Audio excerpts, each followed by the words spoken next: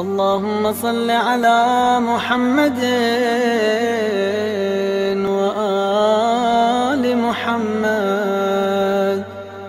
بسم اللہ الرحمن الرحیم۔ ایک شخص امام حسین علیہ السلام کی خدمت میں آیا، عرض کرتا ہے مولا انا رجل عاص، میں گناہگار شخص ہوں، فاعظ بموعظۃ، مجھے ایک نصیحت فرمائیے تاکہ میں اپنے آپ کو گناہوں سے چھٹکارا دلا سکوں۔ تو سید الشہداء فرماتے ہیں افعل 5 اشیاء واذنب ما شئت، 5 کام کرو اور پھر جیسے چاہے گناہ کرو۔ فاول ذلک، اس میں سے پہلا کام لا تأکل رزق اللہ، خدا کا رزق کھانا چھوڑ دو، کیونکہ قرآن مجید میں خداوند متعال فرماتا ہے کلوا مما رزقکم اللہ ولا تتبعوا خطوات الشیطان، کہ جو خداوند متعال نے تمہیں رزق دیا ہے اس میں سے کھاؤ لیکن شیطان کی پیروی نہ کرو۔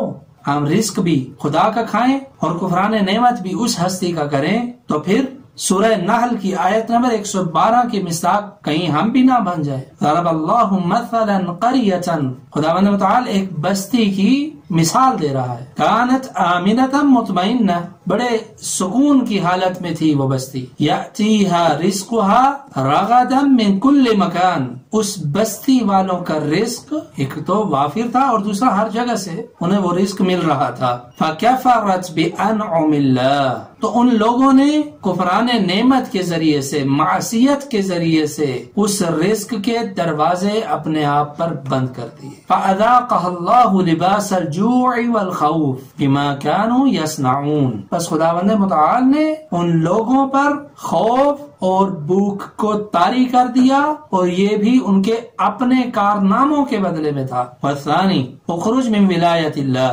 ولایت خداوند متعال سے نکل جا، وَاذْنِبْ مَا شِئْتَ، اور پھر جیسے چاہے گناہ کر۔ والثالث، اور تیسرا کام اطلب موضعا لا يراك اللہ، وَاذْنِبْ مَا شِئْتَ، ایک ایسی جگہ کا انتخاب کر کہ جہاں تجھے خدا نہ دیکھ سکے، اور پھر جیسے چاہے گناہ کر۔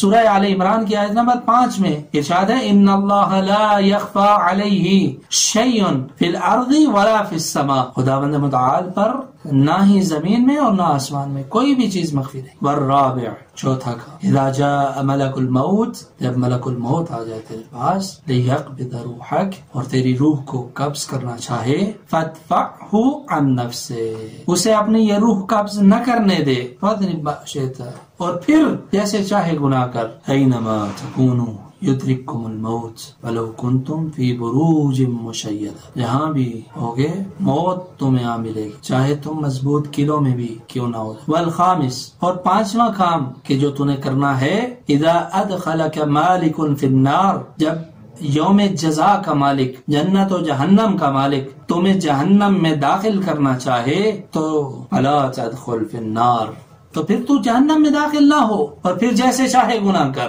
سورہ مائدہ کی آیت نمبر 37 میں ارشاد ہے یریدون ان یخرجوا من النار، داخل ہو کے بھی نکلنا بھی چاہو گے تو سن لو وما هم بخارجین منہا، اور وہ نکل نہیں پائیں گے اور ان کے لیے ہمیشہ کا عذاب ہے۔ سید الشہداء علیہ السلام نے ہمارے بہانوں کے راستوں کو بند کرنے کے لیے یہ ایک نسخہ دیا ہے۔ اگر تم اپنے آپ کو گناہوں سے نہیں بچا سکتے تو پھر ان 5 کاموں کو کرنے کا حوصلہ رکھو، اور کون ہے ہم میں سے جو ان 5 کاموں میں سے ایک بھی کام کر سکے گا؟